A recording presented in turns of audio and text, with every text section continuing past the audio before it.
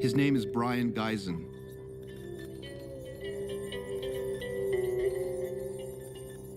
He was born in England in 1916 to a Canadian mother and a British father who died in the trenches of France before Brion could know him. He grew up in Edmonton, Alberta, and then went back to England to attend a Catholic boys' school. He never could decide on a nationality. Sometimes he was Swiss, sometimes British, American, French, and Moroccan. He'd get angry if anyone called him Canadian, but he studied Japanese calligraphy, which was so important to his art, while training as a spy in the Canadian Army in World War II. He met his soulmate, William S. Burroughs, in Tangier in 1954, and fused his art with the great beat writer, together creating a kind of third mind, which led to remarkable collaborations in art and magic. Gysin died in Paris in 1986, poor and little known except to the amazing artists he still influences. A serious dabbler in the occult, he believed he was channeling the 10th century king of the assassins, Hassani Sabah, and just like him, had found a portal into the time-space continuum. The world wasn't ready for it. That was the story of his life. It's hypnotic.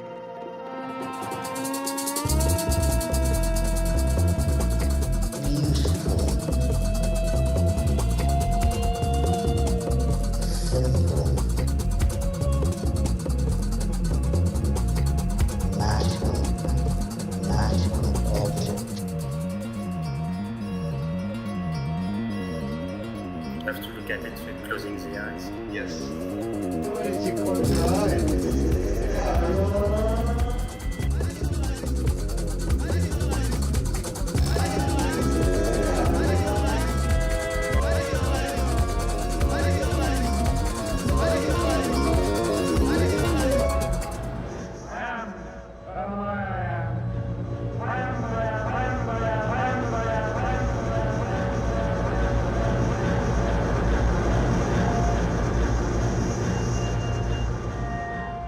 Cool.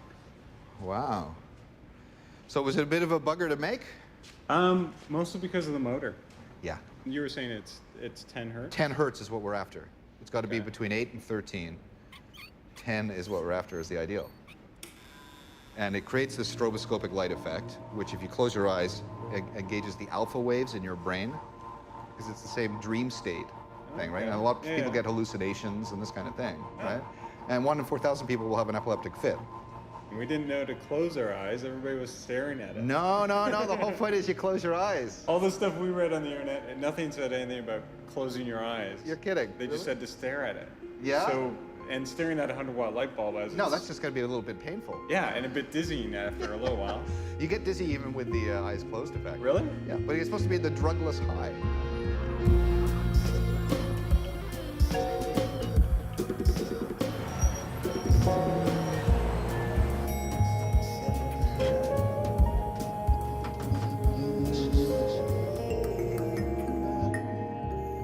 Created from systems of science, art, and magic, the Dreamachine is a kind of portal into the time-space continuum.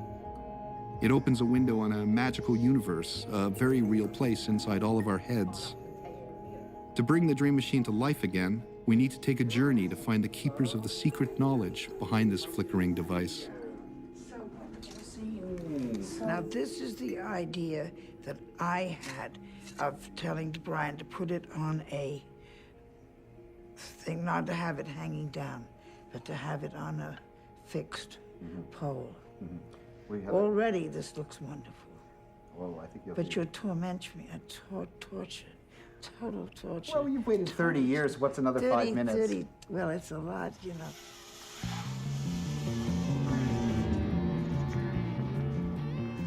I think we'll get it dark enough in here, right? Yeah, okay. Now, what kind of settings have you been giving people with this stuff? I mean, does it need the appropriate music or hashish or? Look at that. Oh, it's hypnotic. I can't, that's the most tempting thing. I can't tell you how I want to sink into it to get 360-degree vision of this. Close my eyes first, I think, just to see that it works. Then the hallucinations take 2 or 3 minutes to How long did everybody else to get hallucinated? Well, Lee Ranallo instantly started seeing colors, shapes, things. Were eyes open? Eyes closed. Where shall I sit for your best, is it profile or sit back here? Oh, man. I remember going to an exhibition of Brion Gysin, and there was the Dream Machine. I mean, I knew it was really special because I think I was tripping, and then I really understood what a beautiful, simple, magical object it is. I believe you have one there.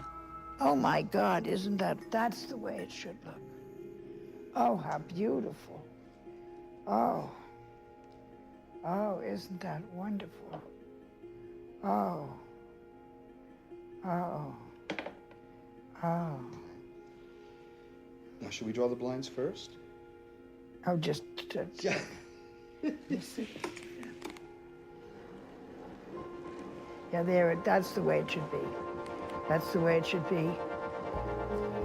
I turned around and looked at it. I just watched it for a while, and as you saw, it starts to go in and out. You start seeing, and then it looks like it's slowing down and speeding up, and then I closed my eyes, and immediately a flood of angels flew out of the night or out of the starry sky into, well, it was almost indescribable, through a tunnel right past me.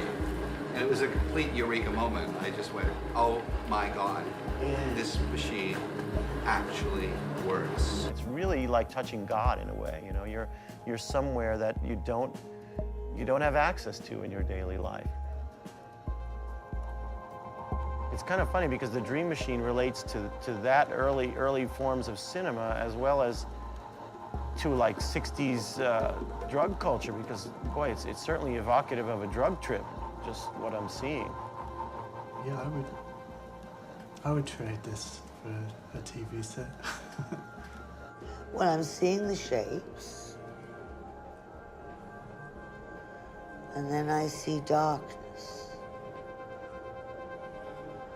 But it's kind of friendly darkness. How do you explain the Dream Machine? The story of the Dream Machine began in 1958, in December. Brion Gysin was traveling on a coach to Marseille in order to visit an artist colony there. Brion was tired and laid his head against the window and closed his eyes and drifted like that. Unconsciously at first, he was experiencing flashes of sunlight.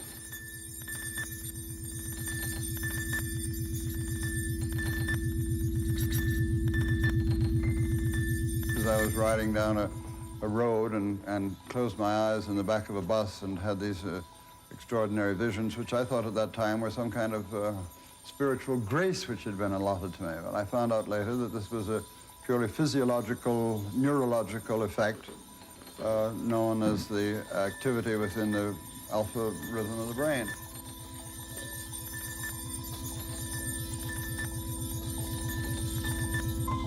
As soon as this vision ended, Gysin asked, what happened to me?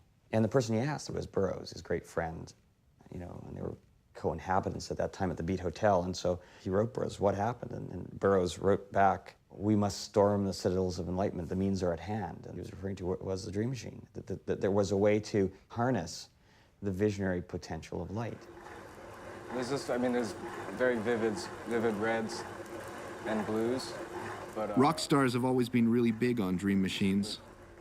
They found one in Kurt Cobain's house after his suicide, and there have been whispers ever since that it fed his nihilistic reveries.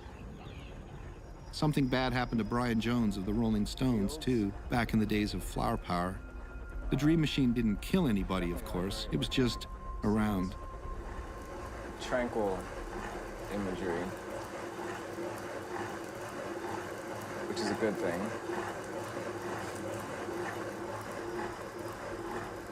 Only a magical creature could think up something like that.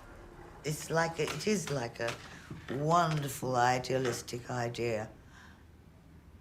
But you know it's never going to fly. People, unfortunately, prefer television. Brion ultimately was a way of perceiving the world.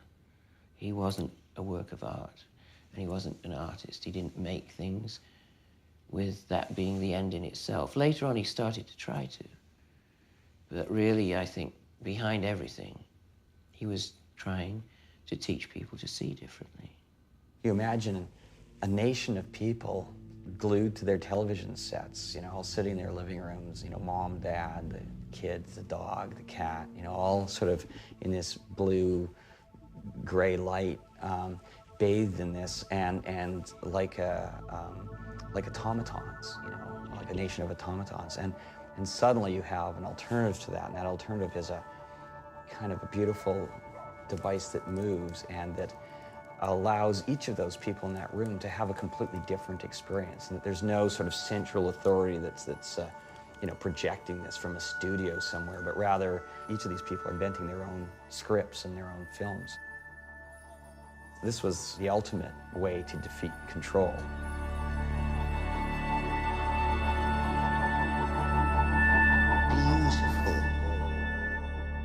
What has been hitherto considered as incalculable can now, with our modern means of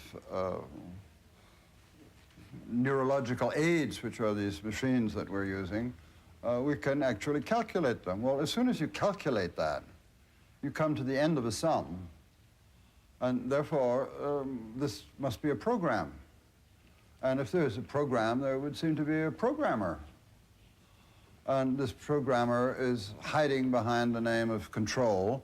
So therefore we get into this other area that Burroughs has been so very interested in. And that was, in a way, what really brought us together, these same sort of vision of the possibilities of the human brain, both by interruption, accidental interruption like the cut-ups, or provoked accident like the dream machine. One actually changed people's memories, first of all, in that as much as all of you now who've looked at the machine very recently, you have a set of very vivid and very immediate memories, which is more than art has ever done. I mean, pictures of whatever kind have ever done. Certainly under the influence of drugs, many people who have smoked cannabis for thousands of years have produced art objects or a series of repetitive design, which are very much like what one sees in the dream machine and which one experiences by smoking cannabis. Anything that can be done chemically can be done in other ways.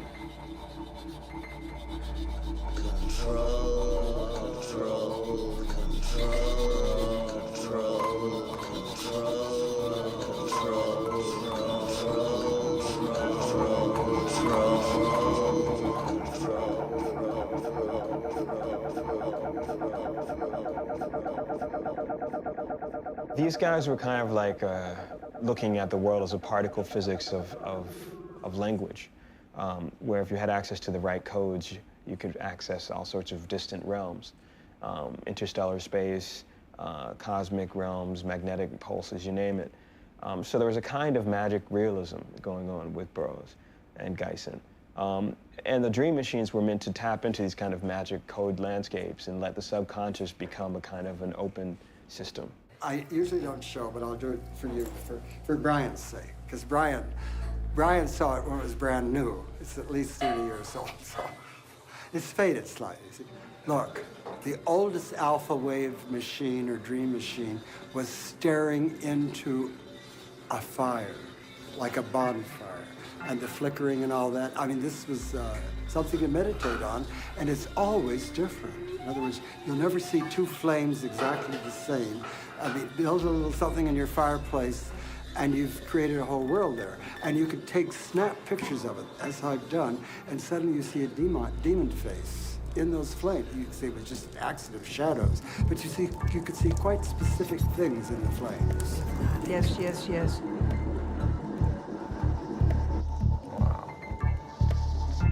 It's totally incredible. I mean, there's all kinds of blues and reds and like turquoises and like breaking up into little sort of like pixelated dots, kind of like magical checkerboards, sort of going out to infinity on the edge of what would be my vision, I guess.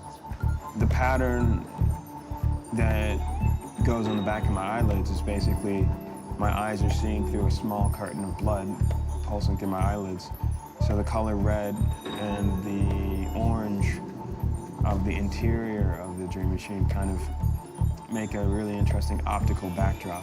The funny thing is this kind of flickering I've seen at nightclubs quite a bit with all the cyber lasers they use. You know, in the middle of the night, you'll have all these lights flickering. Hypnotic, hypnotic. This is really absolutely wonderful. Even if I was hoping I'd hallucinate, just watching all the changing patterns is fascinating because they do, I mean, they do look like women, Arabic women in hijabs, and they look like heels on shoes. Hypnotic. Can you get the shoes? Should I close my eyes?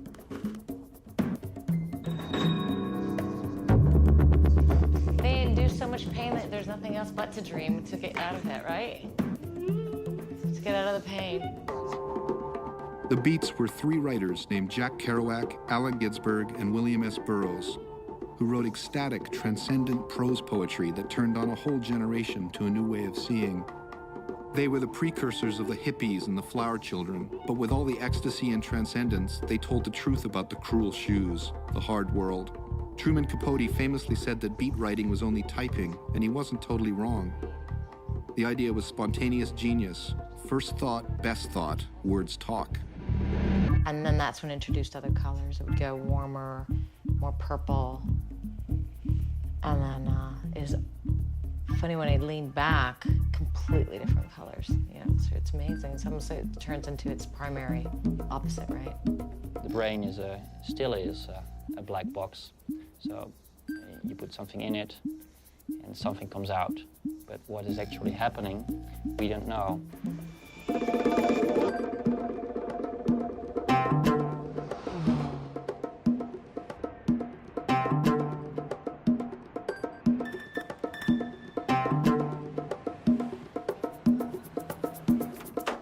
Madame, bonjour. Bonjour, monsieur. Vous parlez l'anglais? Yes, I do. I'm a neurologist from the Netherlands, from Rotterdam. I'm writing a paper about the Dreamachine, and I'm wondering if you would show me Brion Gysin's room here in the hotel. Oh, it is impossible because the whole hotel was renovated. So there's this construct of secret knowledge then. Yeah, well, they were trying to blast it wide open at the Beat Hotel, you know. Let's give it to everybody, you know. Come one, come all, and, you know, one could look at that as rather irresponsible in many ways. But, of course, they were working along the lines like there are only minutes to go, so this was justified. Anything was justified. And for the purpose, as it puts it, of abolishing all nuclear weapons. They all lived together in separate rooms. I'm sure that place has been described to you already? We've been there. We were there yesterday. Yeah, but that had nothing to do with what it looked like then. There were rats all over the place. Just at the time of the Beat Hotel, you know, one shower for the whole building. When you needed a shower, you had to buy a key. And when you had the key, you invited all your friends in the shower. Americans used to call my lift the love machine because it is so small. Should we go in there together then? Yeah. Okay, No. let you go first. You are too young for me. Shattered the theater, the oven, your two-bit narrative line to Walgreens. The theme explodes strictly from Moochville.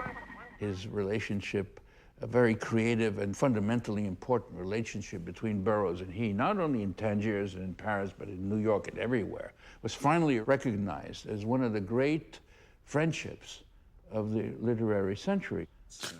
Well, it's not really that peculiar. You know, if you read Bill's letters as opposed to his books, you know, you can see how incredibly needy he was, really, and how much he wanted to be loved. I was whatever, in my mid-20s, and my first 34 LSD trips were taken with Brion Gysin in the Hotel Chelsea, room 703. So he had a very strong effect on me. The closest person in Brion's life was William, and the closest person in William's life was Brion. I mean, almost like beyond lover. They never had sex, but it was as though they were lifelong lovers, bonded and devoted to each other. And Brion did love him. Unconditionally. All the beams are dated 1480. You realize if the beams could speak? 1480. It's really ancient. And you know, when I arrived in 1980s, I started to clean the hotel with wallpapers. And sometimes some people scratched my paper. I said, why? Hey, they were looking for painting. I even had a gallery from New York coming here. I said, if you find painting on a wall, I buy you the wall. I thought he was crazy. There was only one telephone, and I remember Brion and I laughing about it so many times when we met 20, 30, 40 years later. And he would, whenever he would see me, or I would see him, we'd cry out, Madame Rachou! Madame Rachou! Because that was the owner. She was a wonderful old lady. She knew about all these crazy gay potheads and et cetera. But she sort of like was very motherly about it. And when somebody called on the telephone from one of them, she couldn't walk up or didn't feel like walking up 5 or 6 flights. So she'd go out into the street and say, Brion, is the telephone? Yes. Hello. Look at that picture. Hello. Yes. Where are we now? Yes. Hello. I miss Brion so. I keep thinking he's still there at the Beat Hotel or something. Oh, we're convinced that he's actually following us around with us. Following us around every minute. I think he's in the machine. This is the ghost in the machine. That's right. He was always so interested in finding out what his name should be. Did it look better Brion, B-R-I-O-N, or did it look better B-R-I-I-N, or G-Y-S-I-N, or G-Y-S-O-N? It was Gysin who discovered the idea of cutting up words and sentences and rearranging them as mind-scrambling magic spells, the cut-ups.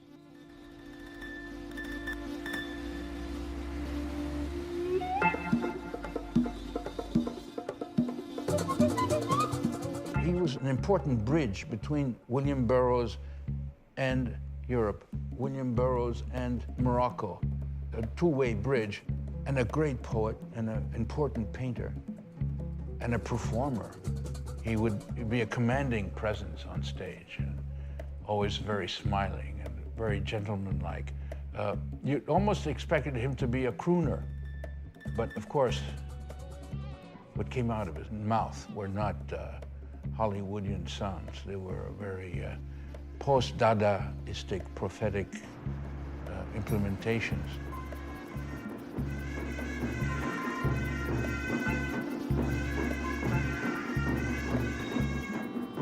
But I love his paintings very much, too.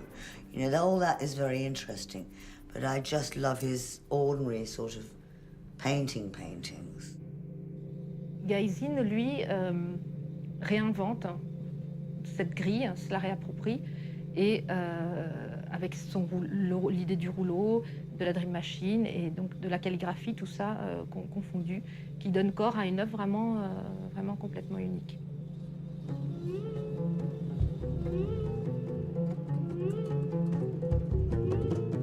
C'est un objet absolument magique qui, je trouve, est peut-être pas assez mis en évidence, en tout cas à l'intérieur de notre musée, parce que précisément c'est un objet, on ne sait pas trop où il se situe.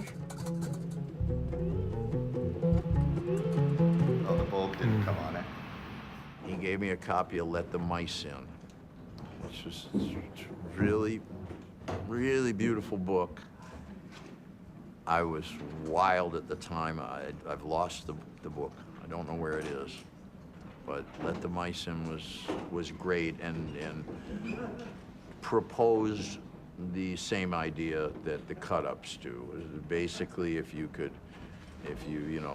find a way to stop tending the structure, the building and just let the mice in. They will, something much more, something nice is going to happen. You know, you'll like this. Let's do this. Let's let the mice in. And which was the same idea. The cut-ups are basically words talk. Words talk. I am that I am. I am that am I. Am I that I am? Am I that am? I that I am. Am that I? Am I? That I am, I am. That am I am. That I am I? That I am. That am I? I that am I? I that am. I am I. Am that. I am. Am I that? Am I that I am? I am that I am. I am I that am. I am I that? I am that am I. I am that. I am that. I am that I am I. Am that. Am I? Am that I? I am that. I am that. Am I? And so on. You know, on it goes. But of course, what he's incredibly famous for is inventing the cut-up. I had a number of sheets of newspapers, some British newspapers, American newspaper published in Paris, and some other things that happened to be lying on my desk when I took a Stanley blade and cut through them, and these little bits and pieces looked so amusing to me that I started jiggling them around as one would in a collage. Skip, cut, tangle, forward line. Hello? Hello? Yes. Yes. Hello. Yes. Yes. Hello? Yes. Hello. Yes. Yes. Hello? Yes. Look at Hello? that picture. The cut-ups I'd been into for a long time and hadn't known those were so commonly credited to Burroughs that it was only after I read Burroughs on it that I realized it was from Brion. So when I met him, I knew who he was. I said I'm Ira Cohen. Anyway, you don't have to like me if you don't want to. But just don't tell me about it. That was really a good shot, huh? I created the shot, really. Brion was just sitting there, and I just nosed right into him so she could get a good double profile. The first time that I met Brion in his room, he was talking about the cut-up, Minutes to Go, which I read at that time. And when I went home, I tried making cut-ups.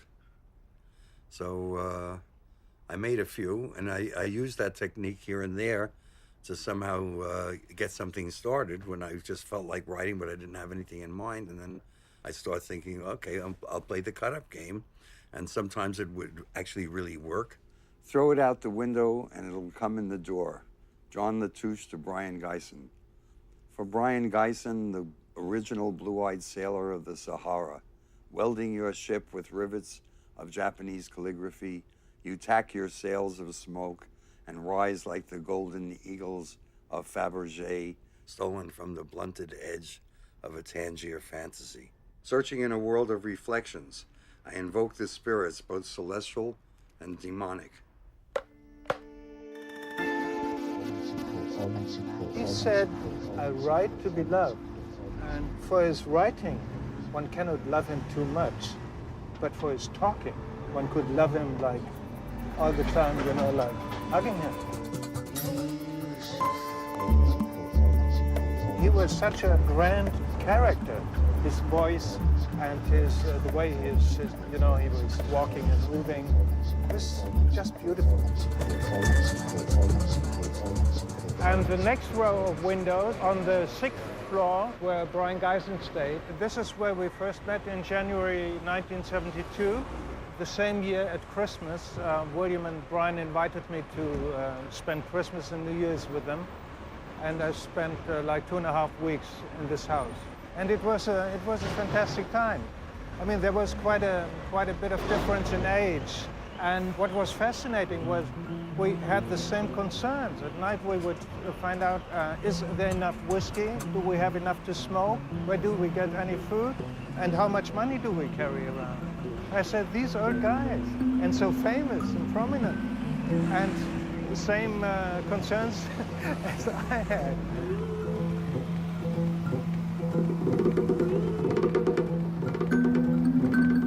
605 is just over there. And that's the building one could see from Brion Gysin's kitchen from apartment 22. He loved the idea to have these guys as neighbors.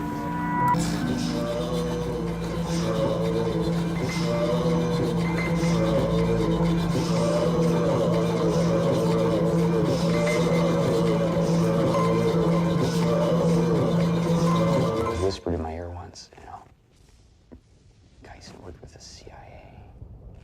For years, he was a CIA agent. And, I mean, it's complete invention, right? He briefly, for a period of about a year, was in counter-espionage corps of the Canadian Army in the Second World War. But he was at school. He was studying to become and the war ended. And thus his career as a spy ended. But just the thought that he somehow was involved in this, and it's always, well, can you provide some evidence of this? Well, there's never any evidence of it, right? It's just sort of, just part of the whole, you know, the mystery. Con and bullshit. And we have heard enough con and bullshit. Each time you have an avant-garde, and whatever century is, you have this kind of great liars with a G and an L. I think he was interested in purely aesthetic terms with unraveling control. And I think with him, there was a more direct self-exploration as well. You know, those statements of the name Brion Gysin being a kind of control system, and that when he painted or did art, he actually disappeared as Brion Gysin and became this kind of invisible force operating through painting or through sound poems, or presumably the Dreamachine. What's happened since Brion and William passed on is that control isn't really the issue anymore. Control has become so all-pervasive in the media and in culture as globalization happens that we're actually fighting inertia. Gentlemen, this was to be expected. After all, he's been a medium all his life.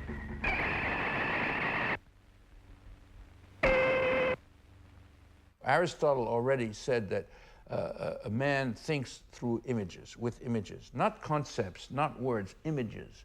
So if you meditate on that, you're bound one day or other to invent a machine that strips it down to the essentials, which is what Brion and Ian did. Well, I talked to Ian Sommerville about it, who was a mathematician. I said, how can we do this at home? And with the very meager means that we had at our disposal, we worked out something, but it wasn't anything like this great, very perfected machine that we have here all these years later. Here's Ian Sommerville right here. He was the technician who put it together, and he was a very brilliant mind. He was a professional mathematician, which Brion wasn't. I met him at a party where they had punch spiked with acid. I thought he was quite a dark presence, yeah. Ian never really used his maths and stuff after university. You know, he never kind of did much. Well, he became a computer programmer. Oh, afterwards, yes. Yeah. Yeah, when he and Bill split up and stuff, yeah. And he finally got a driving license and then got killed in the car. He shouldn't have learned.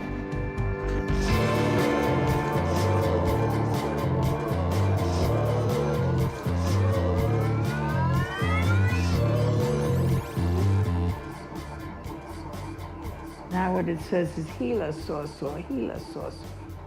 What do you hear it say? Don't you hear it say anything?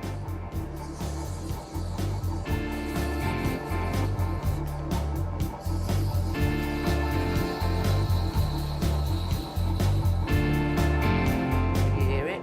Can the light effect be efficient without the sound? Even the fellow sitting in the bus was the sound completely absent. Light and sound are playing together, which means that the lights alone are not enough. There is no trance without sound. And nobody can say where it is affecting, in which part of the body it is affecting.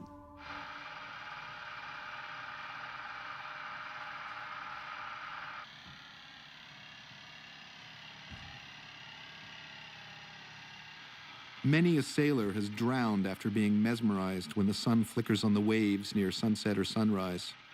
St. Paul of the Gospels had a revelation on the road to Damascus when a light from heaven flickered all around him. The mystics have long known about flicker.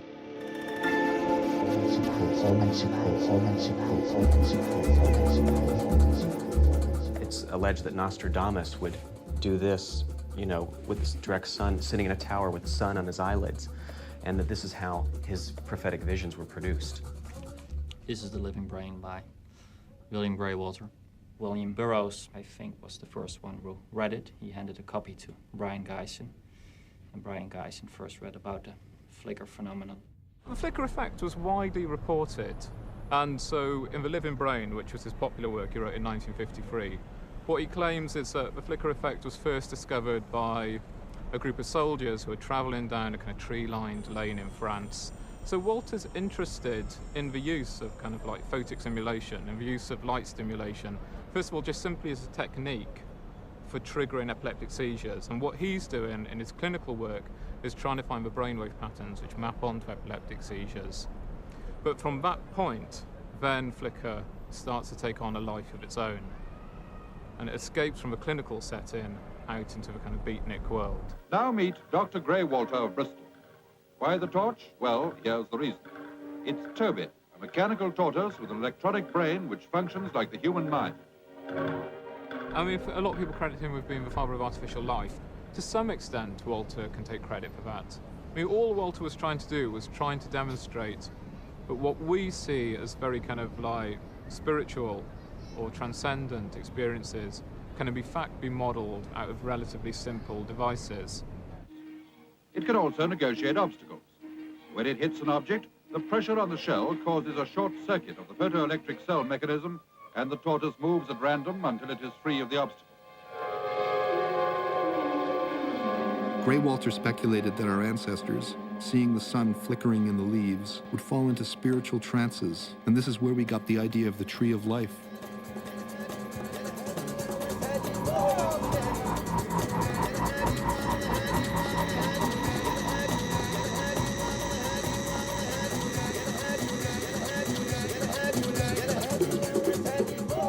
I said, of course we can sell it. Of course we can market it. Everybody would want one, you know. But then nobody knew what it could be. They didn't know whether it was an art object or whether it was a toy, an entertainment, what it was. Yes? Look at that picture. Hello? Yes. Good. Look at that picture. Thank you. Thank you. How did it seem to you now? Good. Columbia Records, this thing and that thing. And we went to people who made novelty toys. We went everywhere. And some reason we just couldn't seem to find anybody who wanted to risk doing it. I couldn't believe it. And people might suffer seizures. So how common it is? We think one person every 4,000 is susceptible to flicker-induced seizures. But as for the other people, are they possible that they might gain something, calm, creativity, the things? Well, I think those people should buy a Dreamachine, right? Fundamentally, he saw it as a ticket. You know, it was a way to more than transporting him into one of these altered states of consciousness. It was a way to transport him from a garret in Paris, living you know, an impoverished life of an artist, to a state of some comfort and wealth.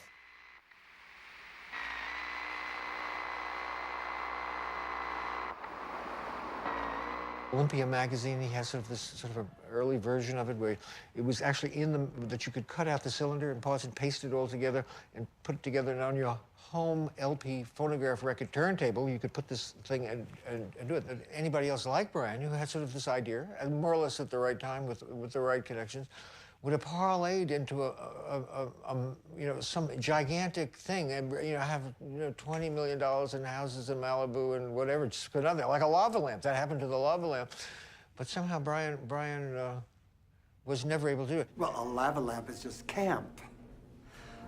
the Dream Machine was asking for more. I don't think it really works unless you've smoked a pipe of hash. Or I think it's too dangerous if you've taken acid, because you can flip out, and it's also dangerous if you have any tendency to epilepsy. You know, you can get convulsions or something. You can build one, you know.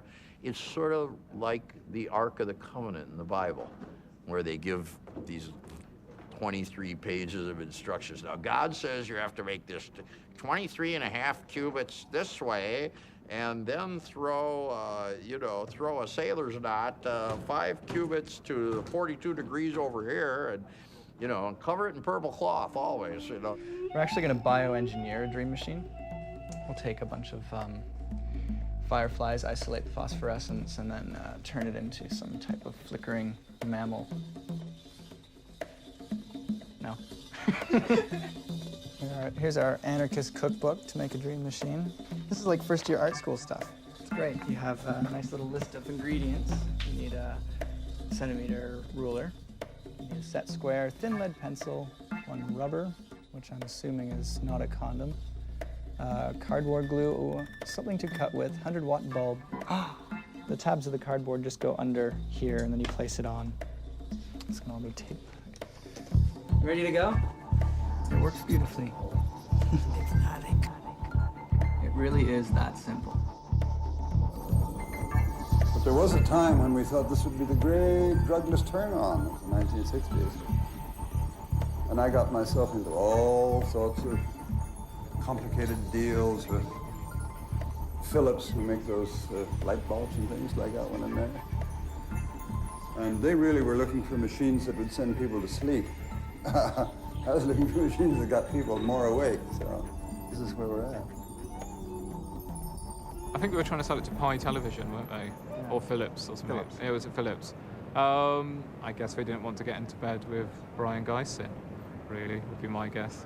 The thing about Brion, this was just one of many things, and it poisoned his life. The fact that it wasn't successful. I mean, the Dream Machine just being one, or the painter thing, he comes to New York, and his paintings are stuff that are thoroughly original and totally, you know, developed by him. And there are these people like Mark Tobey and Ken Nolan and various others who do something similar, and he's just dismissed as having copied them. And he didn't copy them at all. He sort of came upon it by himself and through more Arabic calligraphy and all the rest, but completely dismissed by the New York art world. Perhaps the powers that be are sophisticated, and they didn't want a society riddled with profits, especially when they're not making a profit. I'm just very cynical about the human species at the moment. I'm not sure if they even deserve to have a drugless high. I think they deserve to have their bottoms smacked. Hello. Look at that. Yes. Hello. Yes. Good. Hello. Brian, whenever there was some success coming, like having a good show or a publication, very probable, he fucked it up one way or the other. He had a talent to, you know, to kill upcoming successful moments. Hello. Thank you. Yes. Hello. Look at that picture. Hello. Yes. Good. Hello. Yes. Thank you. Hello. Yes. Yes. Hello. Hello. Yes. Hello. Hello. Gysin was a very, very bitter artist, a bitter writer, a bitter poet. But Brion Gysin was someone who tried in so many fields and never really succeeded in any. So I think the bitterness kind of was his great characteristic. This was not a pleasant person to be around. This is someone who had, you know, legion fights with people around him, was for the most part disliked, except by the few who adored him, and thus he was able to maintain this cult-like status. And that, am I? And that I am. And that, I am. And that, am I? And that, I am. That I am, I am. That I am, I am. That I am, I am. That I am, I am. That I am, I am. That I am, I am. That I am, I am. That I am, I am.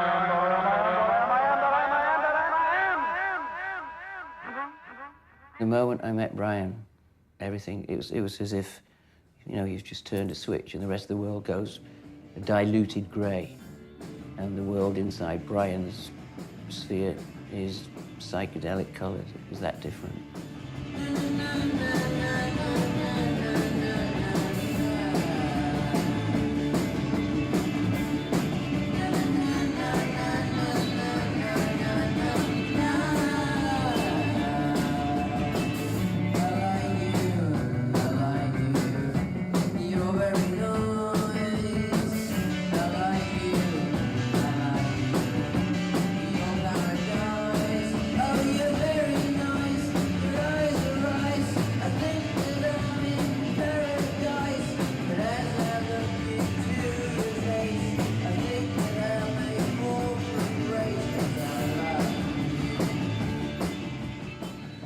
restricted area. This is, oops, the remains of the archive. Genesis P-Orridge is physically morphing his body into a woman's, testing evolution, creating a mutation in one lifetime. This is the stuff that Scotland Yard didn't get. This is what they didn't take, yeah. Like, so each box has a number, and then, thank goodness, oh, here's it. Oh, look, isn't this nice here? That's the one that I was meant to get. Brian was doing me a psychic cross, look. Can you see it? So, you see they're wearing this fur thing around them? Those are weasels. Why did Scotland Yard take everything? Well, according to Timothy Leary, the same reason that they wanted his archive, and they quite often take archives of radical artists and don't return them, and either destroy them or keep them. They want to know what everybody's doing. Jin keeps the portal into Gysin and Burroughs' experiments in magic open. That he now looks a bit like Marianne Faithfull and maybe even Layla Luce just makes me remember the coolest thing Burroughs ever said: there are no accidents. Brion Jones. This is the only painting he's known to have done in his life on the wall of one of his apartments in London. I really like this. You see, you've got the phoenix rising out of all the alchemical things here, and then the grave with the water, look. Kind of spooky, huh?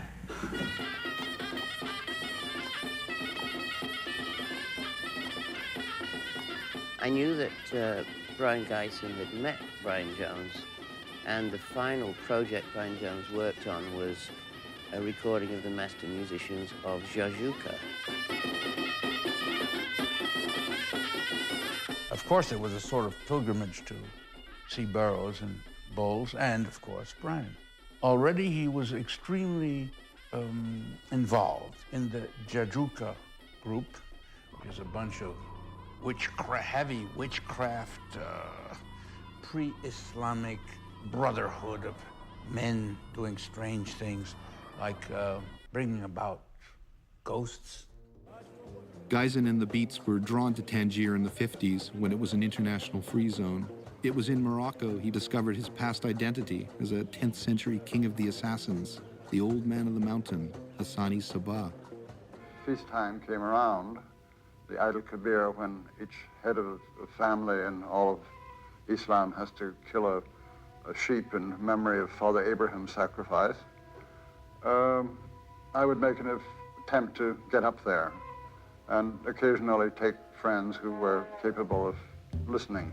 Among the writers that I took up to the mountain, one could name Paul Bowles, and then of course William Burroughs, who came up twice, I believe, Brion Jones of the Rolling Stones at that time, who went up to the mountain after he had come here with most of the group in 1968, it must have been. There would be a car or a bus or something, what they call museums, sort of a religious feast where the great musicians would go and play and dance for three days. And every day, one day we'd be going to Tetuan, another day we'd be going to Marrakesh or to Guillemette or to Ouarzazate into the Sahara and then come back. And then 2 days later, it was by chance in Magnessa, we'd go back down. And Brion, since they all knew Brion on some level, or they respect all of the Moroccans, musicians for sure, but all the ordinary people had sort of because he spoke Arabic and they had this commanding presence. So each, for that 6 months, these endless, miraculous things took place.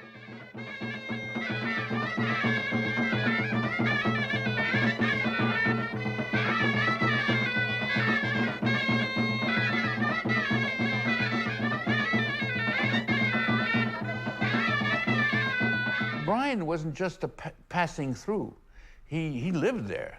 He and Burroughs and Bowles actually took a house and lived there. That's something else. He was an expatriate, not only to France, like so many other great American writers in the 30s before them, but into an Arab society, Arab-speaking society. That's something else. That's really another universe. And he took from that a great amount of spiritual energy. Well, that's the police or the fire department. So we talk about Brion, and of course, starts a fire somewhere. rattle.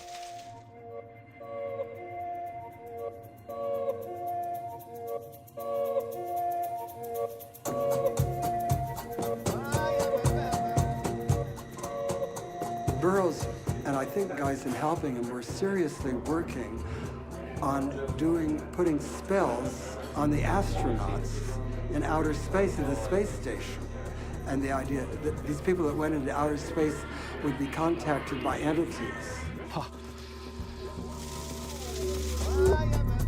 He'd had enough of me in Paris at one period and wanted me to go back to London, and I didn't want to go back. So, you know, every day I was still turning up in the morning. I had a key, you know, so I could just go in and all that. So I was about a week overdue from leaving, going back to London and all that.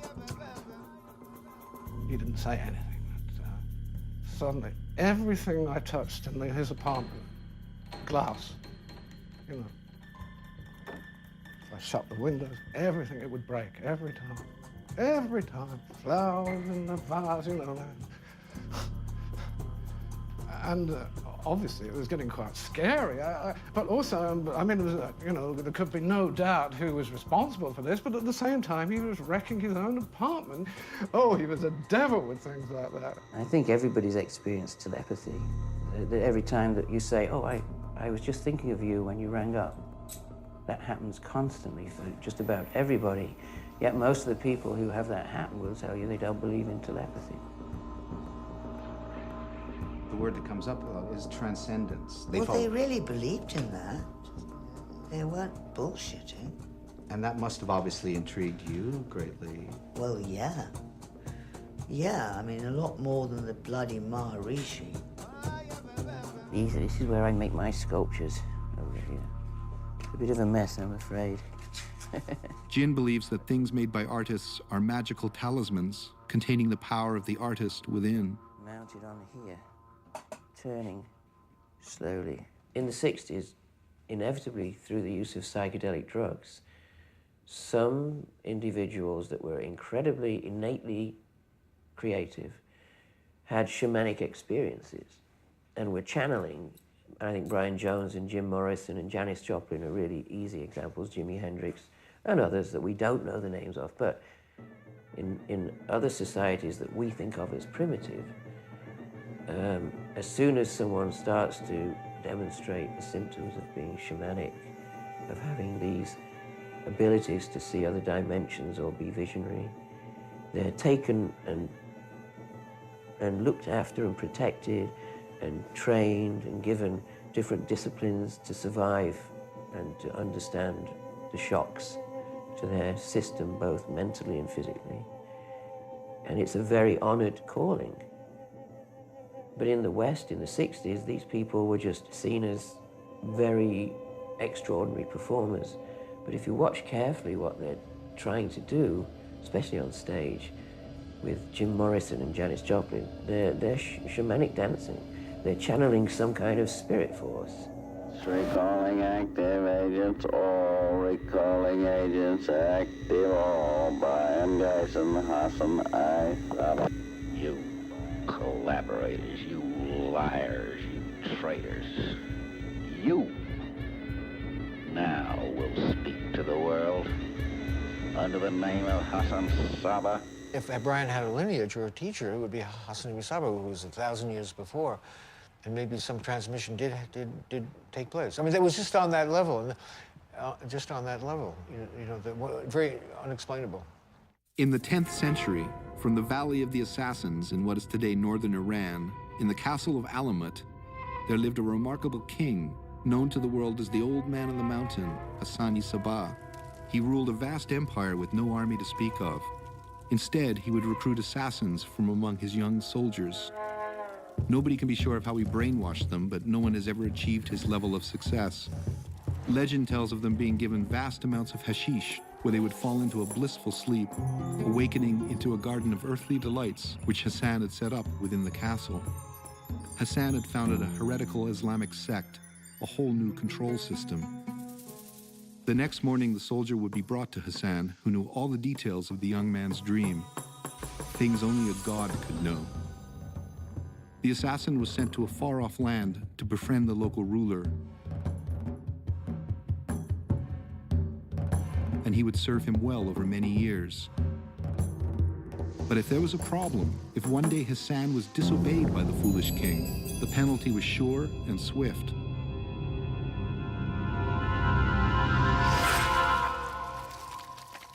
Hassani Sabah ruled with his long knife for many years and lived to the ripe old age of 90. Much has been said of his last words. They were into Hassan Sabah as the original assassin who was kind of driven from paradise or from his relationship to the prophet and became an assassin figure who was able to have stealth societies infiltrate the control societies of his day and transform them. I'm a big fan of that kind of aesthetic, but the funny thing and the twisted thing is that if you now update that formula, you have somebody like Osama bin Laden.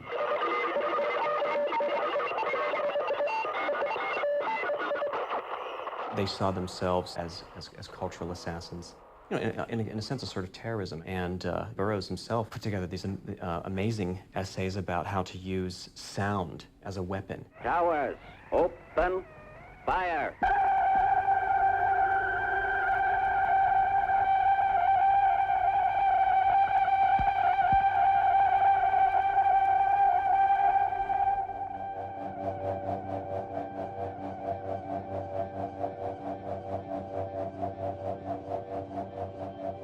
Passing themselves off as an artistic avant-garde movement was a cover to quite an extent. I mean, obviously they were wonderful practitioners at such a thing, but a cover for their esoteric activities.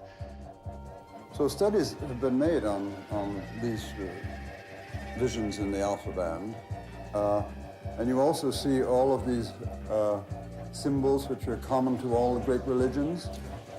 Across this, you even see the eye of Isis suddenly, very slowly sometimes, just sort of streams across your line of vision here.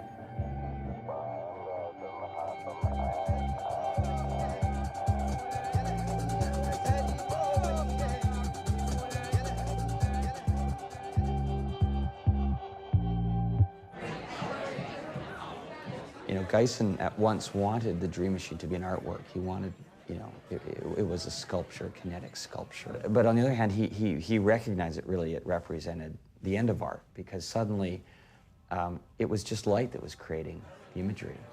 There wasn't the painterly touch. Well, it's self-made art in a way, self-created art, and nobody sees what you do when you close your eyes, and nobody sees what you do when your eyes open.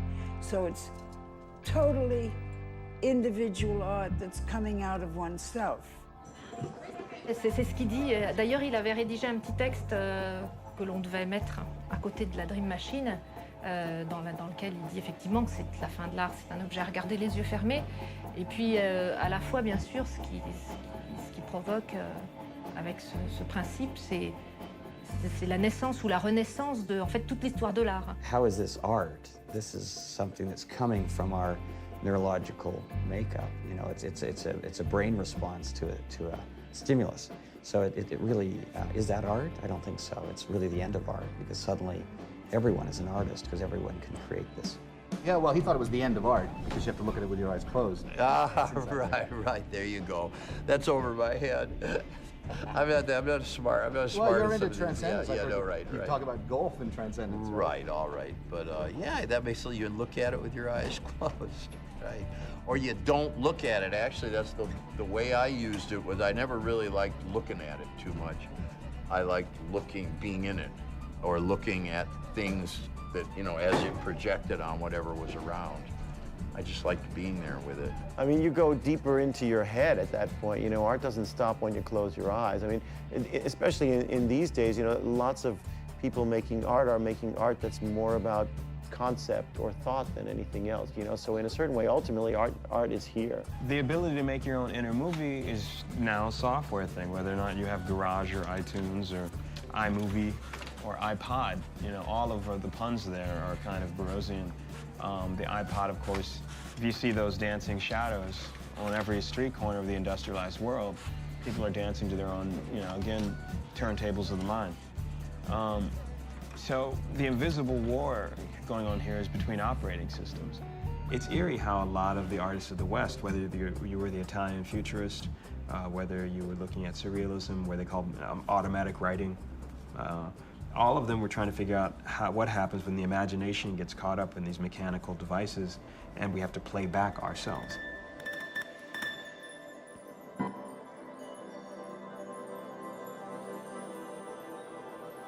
I was in Göttingen for my 45th birthday in 1986. It was a very beautiful summer day. Sunday morning, around 8:30, I dreamt about Brion. The elevator in his house was very, very small. And in this dream, the elevator was rather wide and hung with precious carpets. And it was very spacious. And there was a toilet seat. And Brion was sitting on this toilet with his pants up. And he had a black blouson zipped up to his neck. And he was sitting there a little like that and sad. And I tried to make a very encouraging gesture. Maybe said something like, "Hey, Brion," or something. And then Brion made just this resignative mood of, like, shit, you know, forget it. And this was so vivid. And I woke up and I noted it down. And before that was a little scene with William in Basel. Very different setting and more positive. And then I wrote that down and I went to sleep again. And later after breakfast, I copied it and sent it, one copy to Brion and one copy to William. And in the afternoon, around 5 o'clock, Fafa de Palamini, one of his closest friends, called in Göttingen. He had found out where I was to tell me that Brion had died that same morning. So mixed in the sadness of losing somebody close, there was coming in a little feeling of relief for him, and then a kind of joy that he had waved goodbye. I thought, hey, beautiful. Well, that's the story. Yeah. One has the feeling with Gysin of the conjurer swallowed up by his own spell, in some sense. You know, that he conjured up these things, and it's almost as though he was sucked into the force unleashed by his own magic.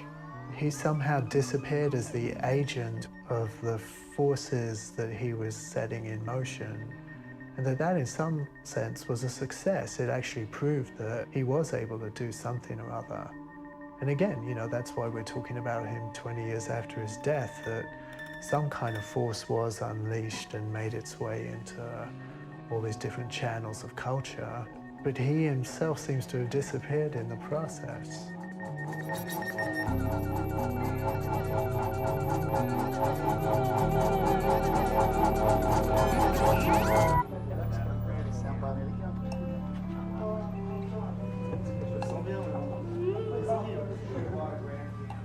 In Paris, the city of light, where Brion Gysin died, poor and unknown, we deliver our dream machine to Iggy Pop, a purist in the craft of Dionysian transcendence, better known as rock and roll.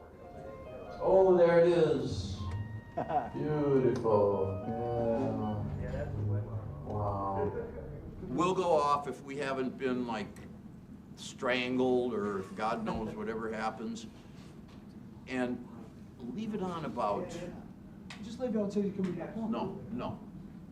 Leave it on about 30 seconds. Count to 30 and then get it off fast or pull the plug. And there'll be weirdness.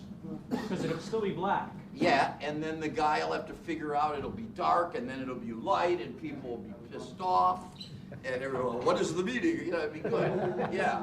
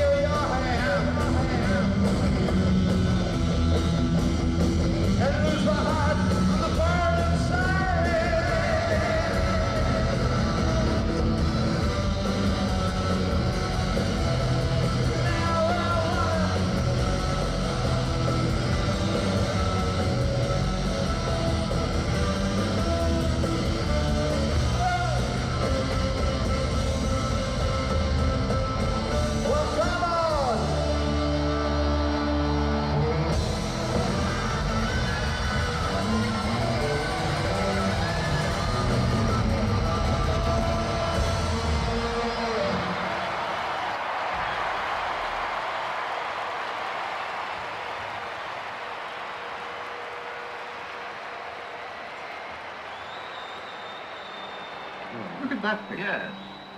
Hello. Good. Yeah, thank you. Look at that picture. Does it seem to be persisting?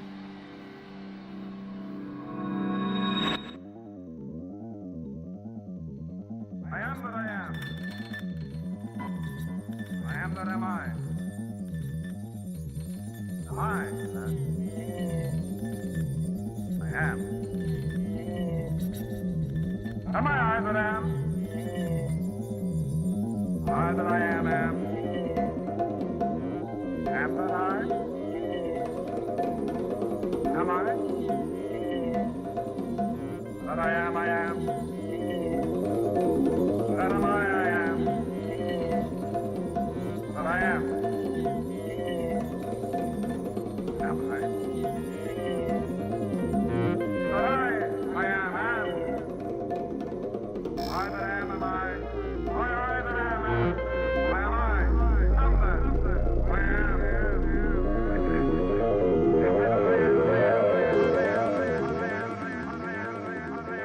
It's hypnotic.